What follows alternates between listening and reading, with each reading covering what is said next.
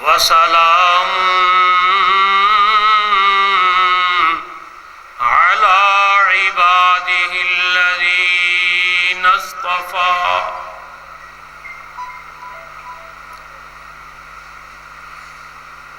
فأعوذ بالله من الشيطان الرجيم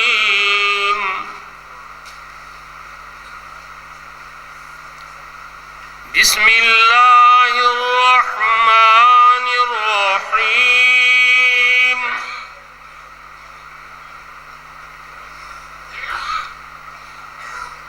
لقد أرسلنا رسلنا بالبينات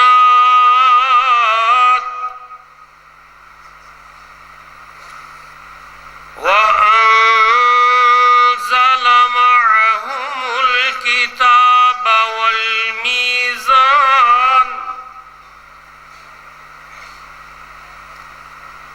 ليقوم الناس بالقسط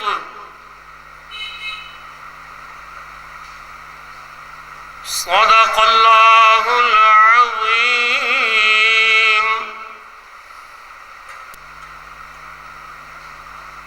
تمام تر حمد و ستائش اللہ وحدہ لا شریک الہ العالمین کی ذات کبریا جل جلالہ سبحانہ و تعالی کے لیے ہے۔ بے حساب سلام اس کے تمام انبیاء علیہم السلام کی ذات گرامی پر اور جناب خاتم الانبیاء احمد مجتبی محمد مصطفیٰ صلی اللہ تعالی علیہ وسلم پر بے حد و حساب سلام۔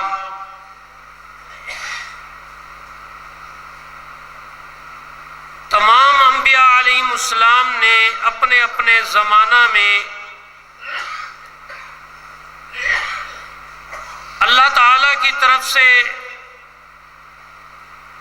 رسول بنا کر بھیجے جانے کی پوری ذمہ داری نبھائی۔ اسی طرح جناب خاتم الانبیاء محمد الرسول اللہ صلی اللہ تعالی علیہ وسلم نے بھی اللہ تبارک و تعالی کی طرف سے آخری رسول بنائے جانے کے بعد اس حد تک اس ذمہ داری کو نبھایا اور پورا کیا کہ اللہ تبارک و تعالی نے آپ پر دین اسلام نازل فرما کر مکمل کر دیا تاکہ آپ اس دین کو پوری دنیا کے مذاہب اور پوری دنیا کی اقوام کے تہذیب و ثقافت پر اللہ تعالیٰ کے دین کی ہدایات کے مطابق تمام تر اخلاقیات کو مکمل کر کے انسانیت کو تمام زمانوں کے لیے تا قیامت سکھلا سمجھا کر اور پہنچا کر اللہ تعالیٰ کو پیارے ہو جائیں۔ جس طرح کہ جناب نبی کریم علیہ السلام نے ارشاد فرمایا کہ انما بعثت لأتمم مکارم الاخلاق، میں تو بھیجا ہی اسی لیے گیا ہوں کہ اس دنیا میں تمام تر جہالتوں، پستیوں اور تمام تر برائیوں کے خلاف اللہ تعالیٰ کو خوش کرنے والے، راضی کرنے والے وہ تمام تر اخلاق مکمل طور پر سکھا دوں، تاکہ انسانیت پھر کبھی بھی تا قیامت ہر زمانہ میں پستی اخلاق میں نہ جا سکے۔ سب سے پہلی بات یہ کہ بعثت کے معنی ہے اللہ تعالیٰ کی طرف سے بھیجا جانا۔ یہ لفظ قرآن کریم میں کئی بار اللہ تعالیٰ کے ارشادات مقدسہ میں بیان ہوا ہے، اور اس کے معانی ہے کہ اللہ تعالیٰ کی طرف سے، یعنی جسے اللہ تبارک و تعالیٰ خود اپنی طرف سے رسول بنا کر بھیجے، تو یہ بعثت نبویہ ہے۔ اور جو اپنی طرف سے جھوٹ بول کر دعویٰ کرے وہ بعثت نہیں، وہ بناوٹ ہے۔ چونکہ موضوع صرف بعثت رسول اور نزول قرآن کریم کا ہے، ختم نبوت کا ہوتا تو پھر اس کی پوری تفصیل بیان ہوتی۔ تاہم سامنے اس تعلیم کو رکھنا ہے، اس عنوان اور اس عنوان کے اس بیان کو، کہ بعثت رسول کا اصل مقصد کیا ہے۔ فرمایا هو الذی بعث فی الامیین رسولا منہم یتلو علیہم آیاتہ ویزکیہم وَيُعَلِّمُهُمُ الْكِتَابَ وَالْحِكْمَةَ وَإِن كَانُوا مِن قَبْلُ لَفِي ضَلَالٍ مُبِينٍ۔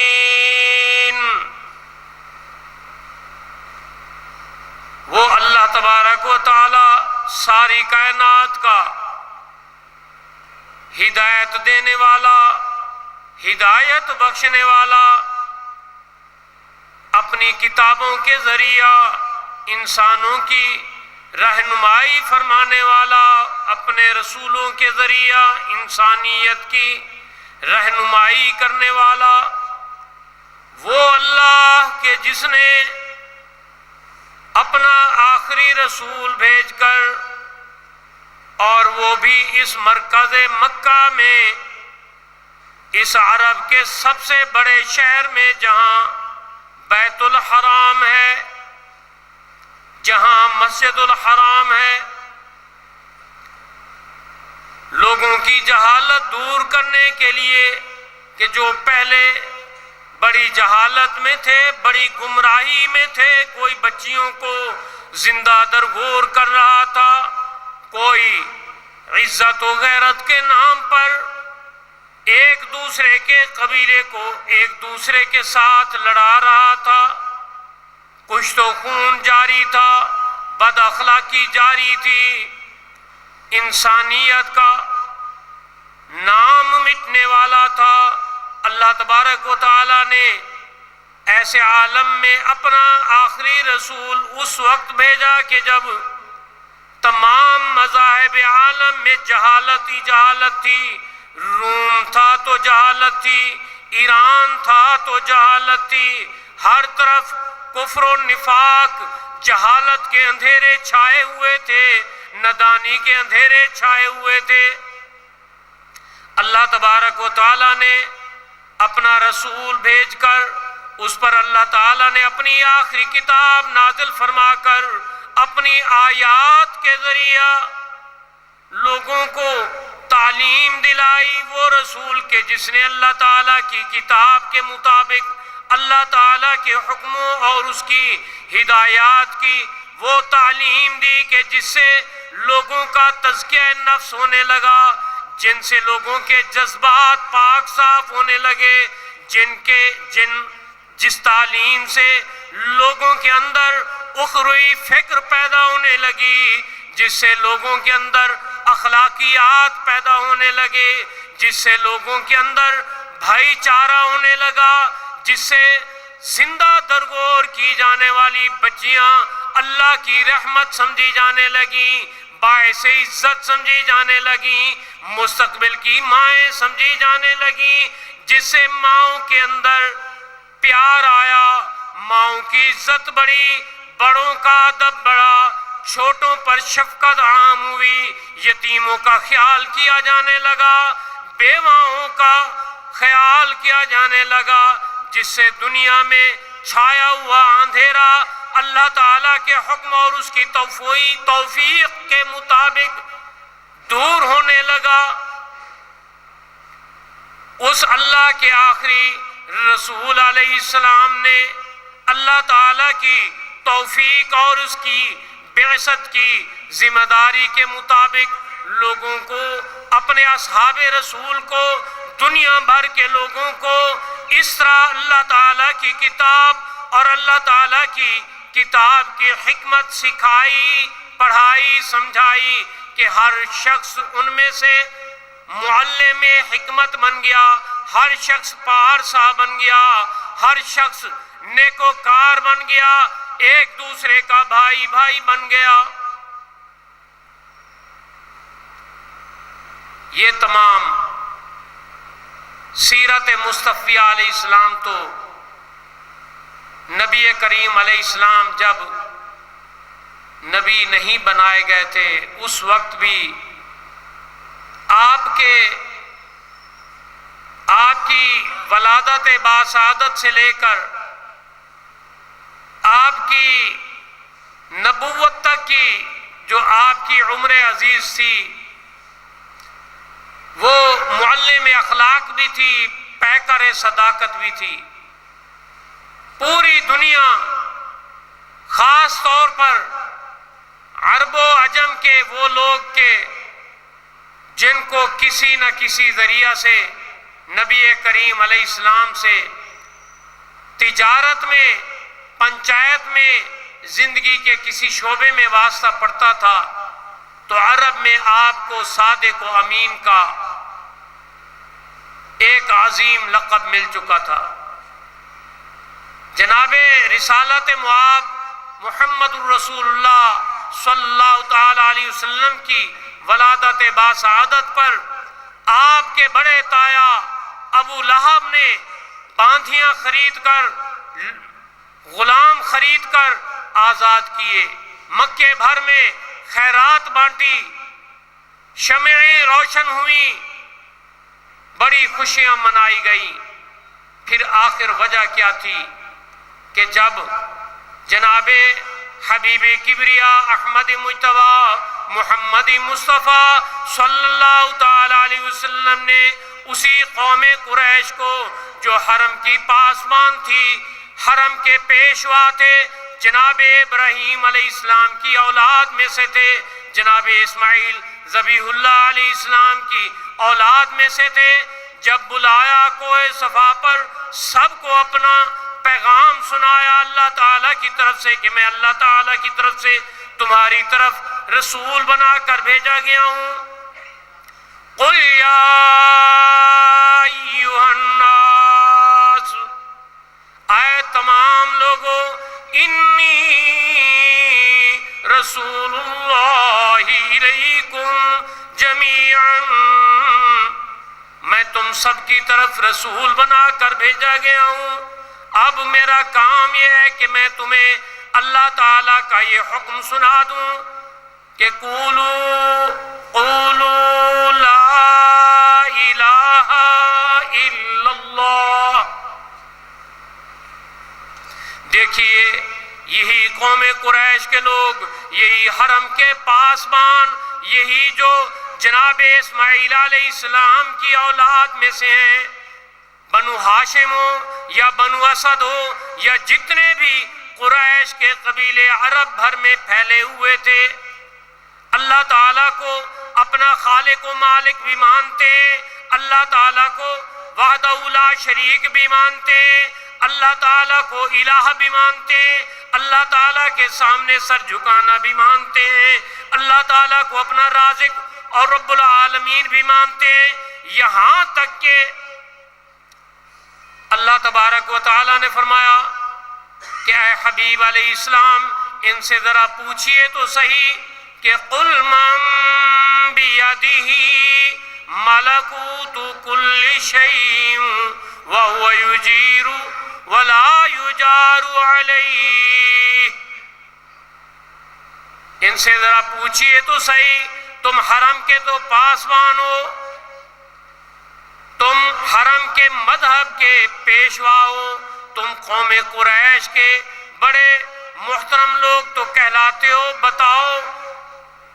کہ اس زمین و آسمان کا رب کون؟ کہتے ہیں اللہ۔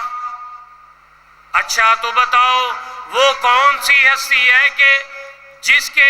قبضہ قدرت میں پوری دنیا کی بادشاہت ہے، جس کے قبضہ قدرت میں زمین و آسمان کی بادشاہت ہے، جو جہاں سے چاہے جس بڑے سے بڑے ظالم کے پنجہ سے جس کو چاہے چھڑا سکتا ہے، مگر اس خالق کائنات کی پکڑ سے، اس کی گرفت سے کوئی کسی کو نہیں چھڑا سکتا۔ وہ کون ہے؟ قوم قریش کے لوگ سیقولون للہ، یہی کہیں گے وہ تو صرف ایک اللہ کی ذات ہے۔ اب فرق دیکھیے ہمارے عقائد کا اور جن کو ہم کفار مکہ کہتے ہیں، اور وہ کفار مکہ تھے، مگر فرق کتنا بڑا ہے۔ آج کہا جاتا ہے اللہ کا پکڑا چھڑائے محمد صلی اللہ علیہ وسلم، اور محمد صلی اللہ علیہ وسلم کا پکڑا چھڑا کوئی نہیں سکتا۔ اور وہ لوگ جن کو آج ہم پورے یقین سے سمجھتے ہیں بس وہی کافر تھے، وہی شرک کرتے تھے، وہ کہتے ہیں اللہ کا پکڑا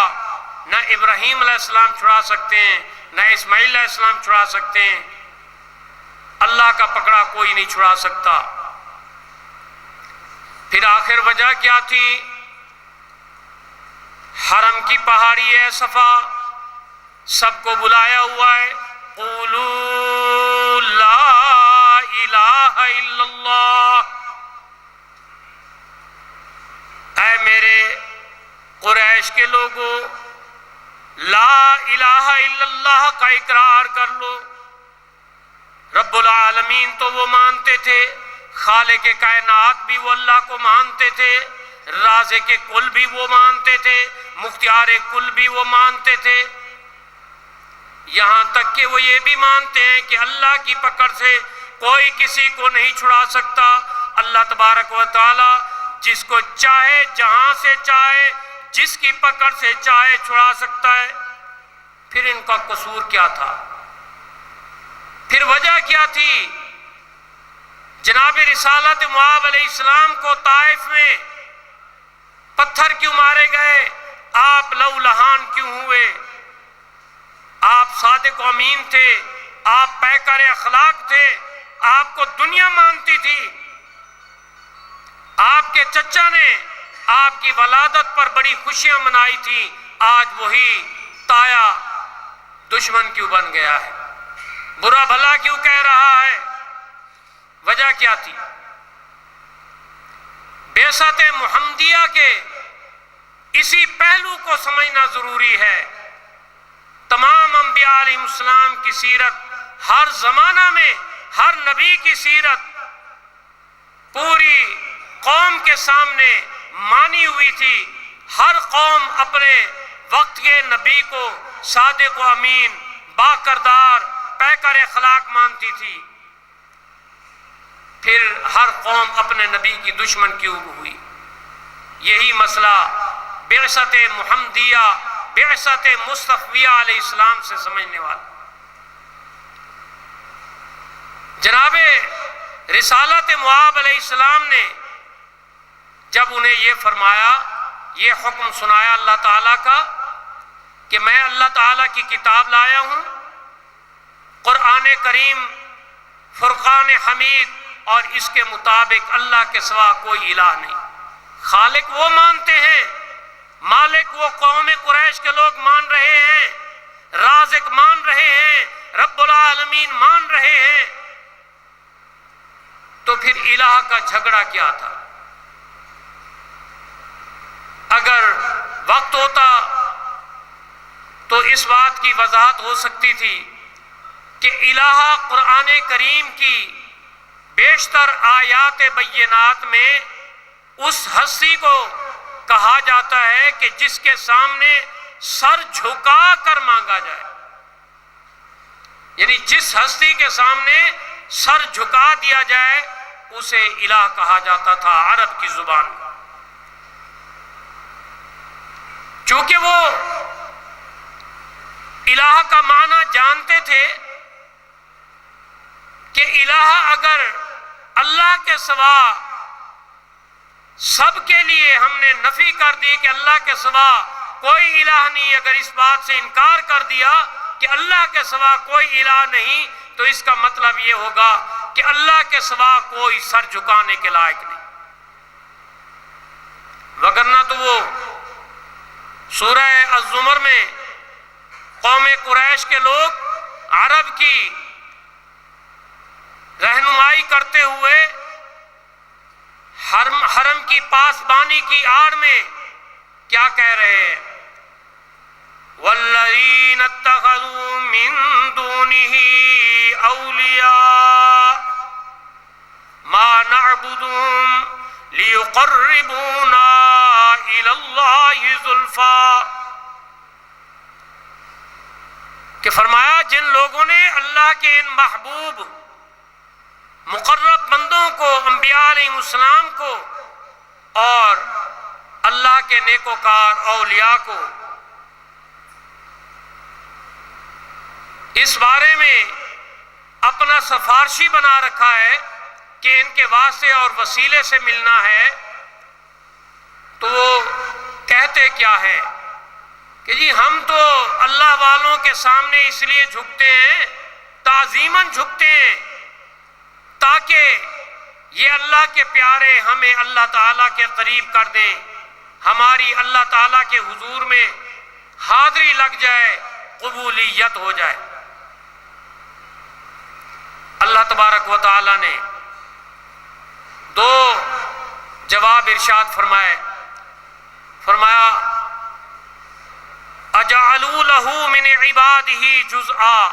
کیا ان لوگوں نے اللہ تعالیٰ کے ان مقرب بندوں کو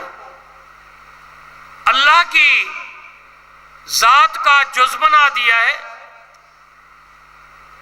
کہ جس طرح کسی انسان کو، بڑے آدمی کو ملنے کے لیے اس کے برابر کے آدمی کو تلاش کر کے اس کے پاس جانا ہوتا ہے، تو انسان تو ایک دوسرے کے شریک ہیں، یہ بڑے چھوٹے سب ایک دوسرے کے شریک ہوتے ہیں، کبھی بڑوں کو چھوٹوں سے کام پڑ جاتا ہے اور کبھی چھوٹوں کو بڑوں سے، یہ تو ایک دوسرے کے شریک ہے۔ کیا تم نے اللہ تعالیٰ کے ان نیکوکار بندوں کو اللہ کا جز بنا کر شریک بنا دیا ہے؟ فرمایا فلا تضربوا للہ الامثال وللہ المثل الاعلی لیس کمثلہ شیء،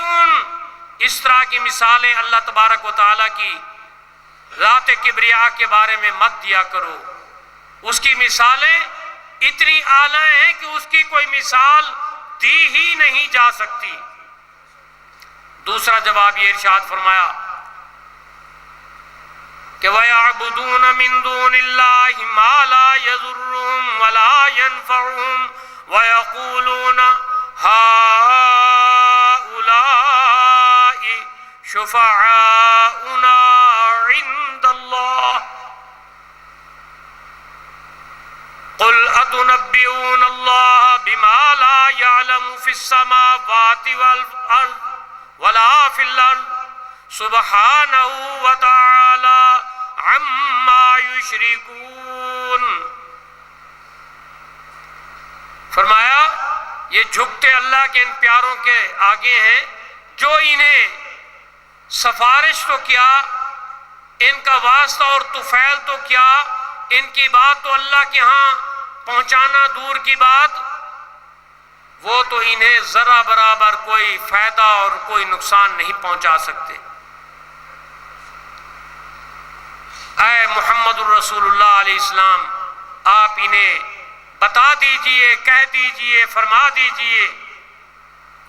سمجھا دیجئے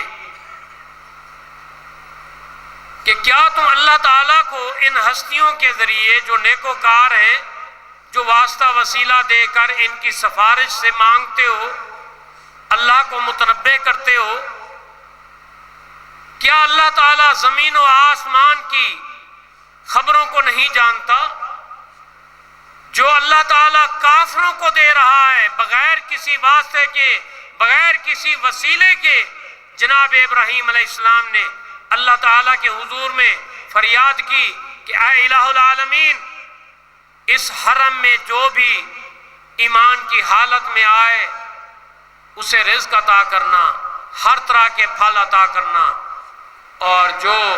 تیرے ساتھ کفر کرے، شرک کرے، اس کا رزق بند کر دینا۔ اللہ تعالیٰ نے ارشاد فرمایا اے ابراہیم یہ ممکن نہیں، میں رزق تو اسے ضرور دوں گا مگر اس بات کا میں اس سے آخرت میں حساب لوں گا۔ رزق اس لیے میں نے دینا ہے کہ میں نے اس کو پیدا کیا ہے، جسے میں نے پیدا کیا ہے اس کو رزق دینا، چاہے وہ کافر ہو، اللہ تعالیٰ کے وجود کو نہ مانتا ہو، میں رزق اس کو دوں گا۔ 7 ارب کی آبادی میں سے کم از کم 4 ارب اس طرح کے لوگ ہیں اس وقت بھی جو پکے دہری ہیں، اللہ تعالیٰ کے وجود کو نہیں مانتے۔ رشیا، چائنا اور جہاں جہاں کمیونسٹ پھیلے ہوئے ہیں، کیا اللہ تعالیٰ ان کو رزق نہیں دے رہا؟ اللہ تعالیٰ تو ان کو بھی رزق عطا فرما رہا ہے۔ جو مندروں میں جا کر بتوں کی پوجا کرتے، رزق تو اللہ تعالیٰ دیتا ہے۔ اے رزق طرب دا سب لئی سانجائے، تسی کی در غیراں جا منگیا ہے، تسی کی در غیراں جا منگیا ہے۔ یہ رزق تو اللہ تعالیٰ کا سب کے لیے ہے، کیا کافر، کیا مشرک، کیا منافق، کیا مومن، بلکہ اللہ تعالیٰ اپنے مومن بندوں پر آزمائشیں لے آتا ہے تاکہ یہ بھوک میں مجھے یاد کرتے ہیں کہ نہیں، یہ تکلیف میں صبر کرتے ہوئے میرا شکر کرتے ہیں کہ نہیں۔ تو جناب عبداللہ بن عباس رضی اللہ تعالیٰ عنہ ارشاد فرماتے ہیں، ادھر اصول کافی کی کتاب میں اور ادھر ہماری امام بخاری کی کتابوں میں کیا فرماتے ہیں؟ جناب عبداللہ بن عباس رضی اللہ تعالیٰ عنہ ارشاد فرماتے ہیں کہ جس طرح کوئی کسی کا حق دینے کا دیندار ہو مگر وہ اس کا حق نہیں دے رہا، جب اس کے پاس اس کے برابر کا کوئی آدمی لایا جاتا ہے وہ دے دیتا ہے تو اس کو ظلم کہا جاتا ہے، اس کو غیر اخلاقی طور پر بد اخلاق سمجھا جاتا ہے۔ اور دنیا میں آج بھی کافروں یا مسلمان جو محنت سے کسی کو کوئی چیز ملے تو سب اس کو اچھا سمجھتے ہیں، جس کو کسی کی سفارش کی بنیاد پر ملے تو اسے سب ظلم کہتے ہیں۔ اللہ تعالیٰ نے فرمایا ان کو بتا دو جو اللہ زمین و آسمان کی ہر ایک خبر رکھتا ہے، پوری دنیا کو رزق دے رہا ہے۔ یسألہ من فی السماوات والارض کل یوم ہوا فی شان فبأی آلاء ربکما تکذبان۔ وہ خالق کائنات تو دن و رات اس کا کام یہی ہے، اس کی شان یہی ہے کہ وہ دن و رات تمہیں رزق دے رہا ہے۔ فرمایا ان کو بتا دو کہ کیا جو تم اللہ تعالیٰ سے کسی کے واسطے اور وسیلے سے مانگتے ہو، سبحانہ، وہ ایسے عیب سے پاک ہے کہ جس عیب سے دنیا میں سفارش سے لوگ دیا کرتے ہیں۔ اللہ تبارک و تعالیٰ اس عیب سے پاک ہے، وہ بہت بلند ہے، وہ پاک تر ہے اس بات سے کہ کسی کو کسی کے واسطے سے دے، کسی کو کسی کی سفارش سے دے۔ عما یشرکون، وہ اس بات سے پاک ہے کہ جو تم شرک کر رہے ہو کہ اللہ تعالیٰ کو واسطے اور وسیلے دے کر اللہ والوں کے سامنے تعظیماً جھک کر جو تم شرک کر رہے ہو، اللہ تبارک و تعالیٰ اس شرک سے پاک ہے۔ یہی وہ تعلیم مصطفی علیہ السلام تھی کہ جس کی وجہ سے کوہ صفا پر سے جناب رسالت معاب علیہ السلام اپنے چند ساتھیوں جناب ابو بکر صدیق رضی اللہ تعالیٰ عنہ، جناب عثمان، جناب زید، یہ زید وہ ہیں جو جناب عمر رضی اللہ تعالیٰ عنہ کے چچا تھے، جن کے بیٹے سعید بن زید سب سے پہلے مسلمان ہوئے۔ چند ساتھی آپ کے ساتھ ہیں اور سارا قبیلہ قریش کا صفا سے اترتے ہوئے بڑا ہولناکی کے ساتھ دوڑ آئے کہ ان کو پتہ نہیں کیا ہو گیا ہے، انہوں نے تو آج بزرگوں کے خلاف ہمیں حکم سنا دیا کہ اللہ کے سوا کسی اور کے سامنے جھکنا نہیں چاہیے۔ یہ کیسی بات ہے؟ ہمارے تو باپ دادا سب کے سب اللہ کے نیک بندوں کے سامنے جھکتے آئے ہیں۔ آخر کار یہ بحث اتنی چلی، اتنی چھڑی کہ اللہ تبارک و تعالیٰ نے قرآن مقدس میں اس کے ایک کے بعد دوسرا جواب، ایک کے بعد دوسرا جواب ارشاد فرمایا کہ اللہ تعالیٰ تمہارے اس شرک سے پاک تر ہے، بلند تر ہے، جو تم سفارش دے کر، واسطہ دے کر غیر اللہ کے سامنے جھک کر اللہ تعالیٰ سے مانگتے ہو۔ نبی کریم علیہ السلام کی بعثت کا یقیناً بلا شبہ بے شک بہت سے مقاصد تھے، ظلم کو مٹانا، غریب کو کھڑا کرنا، دکھی کی دکھ دور کرنا،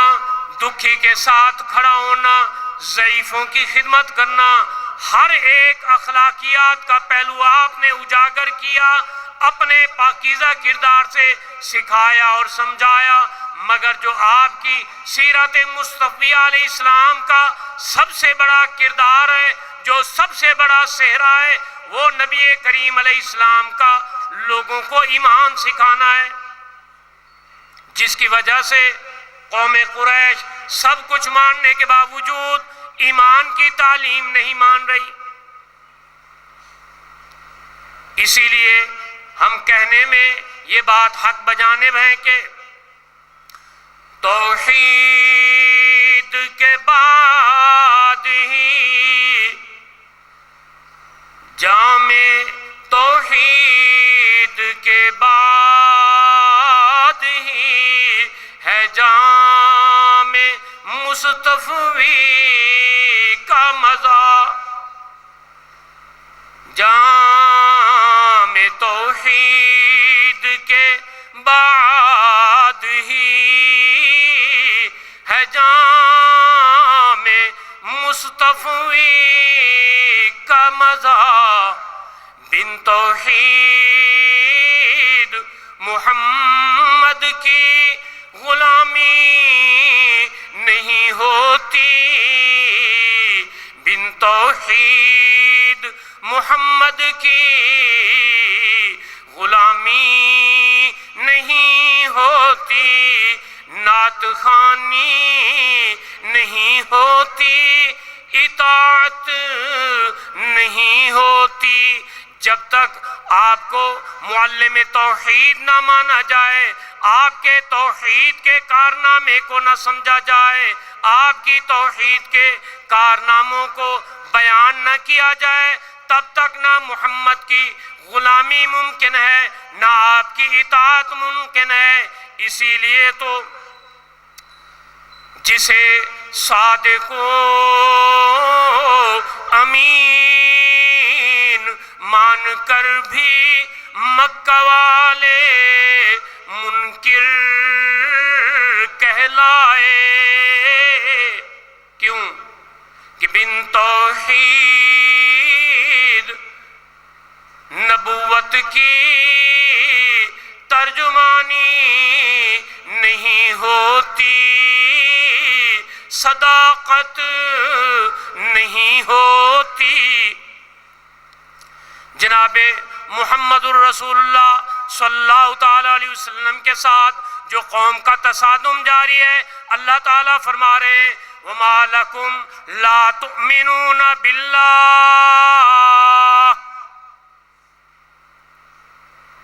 فرمایا کہ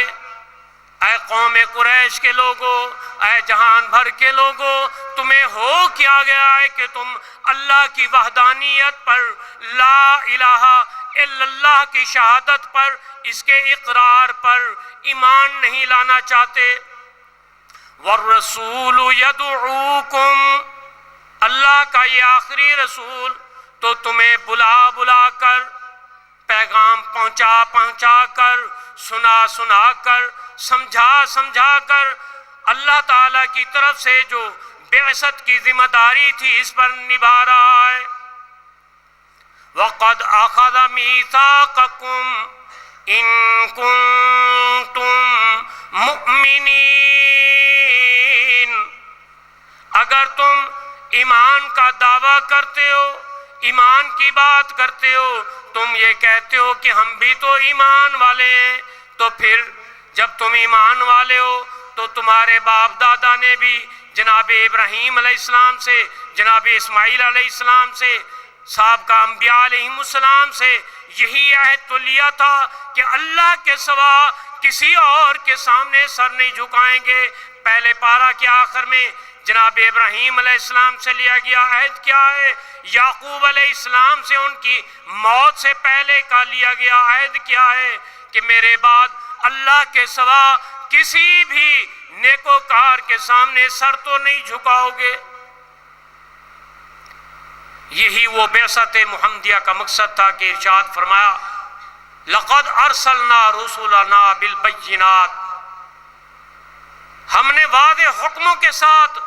یقیناً ہم نے تمام رسولوں کو بھیجا، صرف یہ آخری رسول نہیں، تمام رسول اللہ تعالیٰ کی طرف سے بنا کر بھیجے گئے تھے۔ وَأَنزَلَ مَعَهُمُ الْكِتَابَ وَالْمِيزَانَ لِيَقُومَ النَّاسُ بِالْقِسْطِ، ان پر کتابیں نازل کی گئیں اس لیے تاکہ ان کے اس دنیا سے رحلت فرما جانے کے بعد لوگ ان کتابوں کے مطابق، ان کتابوں کو اور نبی کریم علیہ السلام کے قرآن کے مطابق کیے گئے فیصلوں کو میزان بنا کر لوگوں کے درمیان فیصلہ کرے۔ اسی بات کو سورہ مائدہ میں بھی ارشاد فرمایا وَأَنزَلْنَا إِلَيْكَ الْكِتَابَ بِالْحَقِّ مُصَدِّقًا لِمَا بَيْنَ يَدَيْهِ مِنَ الْكِتَابِ وَمُهَيْمِنًا عَلَيْهِ فَاحْكُم بَيْنَهُم بِمَا أَنزَلَ اللَّهُ وَلَا تَتَّبِعْ أَهْوَاءَهُمْ عَمَّا جَاءَكَ مِنَ الْحَقِّ۔ اے پیارے محمد علیہ السلام، ہم نے یقیناً یہ بلا شبہ اور بغیر کسی شک کے اور بے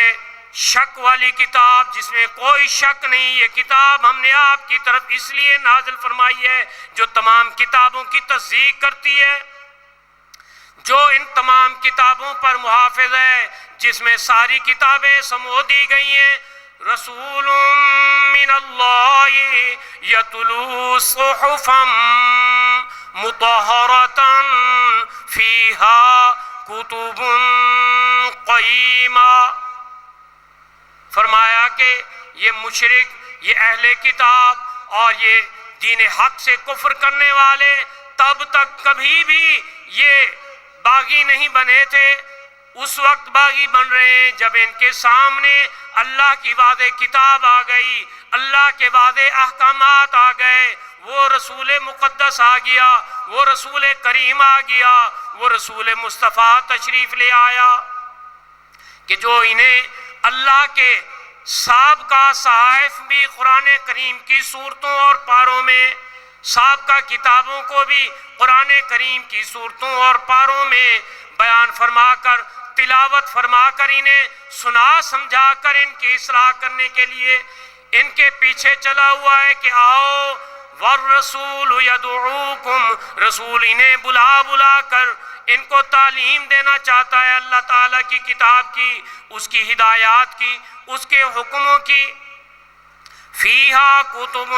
قیمہ، اس قرآن میں تو وہ تمام کی تمام کتابیں جو آدم علیہ السلام سے لے کر جناب عیسیٰ علیہ السلام تک نازل فرمائی گئی تھی، وہ سب کے سب سمو کے رکھ دی گئیں تاکہ کوئی یہ نہ کہہ سکے جی ہمارا دین تو فلاں تھا۔ بھائی جو بھی تمہارا دین تھا وہ قرآن کریم میں موجود ہے، اپنے دین کی تصدیق کر لو۔ جو تم نے اپنی طرف سے فرقہ پرستی میں، قوم پرستی میں غلط تہذیب، غلط مذہب اختیار کیا تھا، اسے چھوڑ کر اللہ کے حکم اور اس کی ہدایات کی روشنی میں، قرآن کریم کی روشنی میں اپنی اصلاح کر لو۔ یہی نزول قرآن کا مقصد ہے۔ فرمایا ہم نے اس لیے آپ کی طرف یہ قرآن مقدس نازل فرمایا ہے، یہ کتاب حق کے ساتھ نازل فرمائی ہے جو تصدیق کرنے والی ہے، تمام کتابوں کی محافظ ہے، تمام کتابیں اس میں سمو کر رکھ دی گئی ہیں۔ اب آپ کا کام کیا ہے؟ فاحکم بینہم بما انزل اللہ ولا تتبع اہواءہم عما جاءک من الحق۔ اب آپ اس اللہ کی کتاب کے مطابق ان کو بلائیں اور ان کے مسائل حل کریں، ان کے اختلافات کو دور کریں۔ اس کتاب کے مطابق ان کا ہر ایک فیصلہ ممکن ہے۔ اے رسول، آپ کبھی بھی ان کی خواہشات کی تابع داری نہ کرنا۔ کیوں؟ ان کی خواہشات کی تابع داری آپ کو، جو آپ کی طرف اللہ تعالیٰ کی طرف سے حق آیا ہے، اسے دور کر دے گی۔ اگلی آیات میں ارشاد فرمایا وَاحْذَرْهُمْ أَن يَفْتِنُوكَ عَن بَعْضِ مَا أَنزَلَ اللَّهُ۔ ہر وقت اللہ تعالیٰ سے رجوع کرتے ہوئے اس بات سے اے محمد مصطفیٰ علیہ السلام کوشش کرتے رہیے گا کہ اس بات کا اندیشہ رہے کہ کبھی بھی آپ کو یہ مشرکین، یہ کفار، یہ اہل کتاب کسی فتنہ پروری میں مبتلا کر کے اللہ تعالیٰ کے نازل کردہ اس قرآن سے نہ ہٹا دیں۔ پھر ہم کیا چیز ہیں؟ جناب محمد الرسول اللہ علیہ السلام تو سوال ہی پیدا نہیں ہوتا کہ اللہ کے قرآن کے کسی ایک حرف سے پیچھے ہٹ جاتے۔ یہ تنبیہ دراصل جناب رسالت معاب علیہ السلام کے حوالہ سے ہمیں کی جا رہی، اور دوسرا یہ سمجھایا جا رہا ہے کہ جو یہ سمجھتے ہیں کہ جناب محمد الرسول اللہ صلی اللہ تعالیٰ علیہ وسلم کی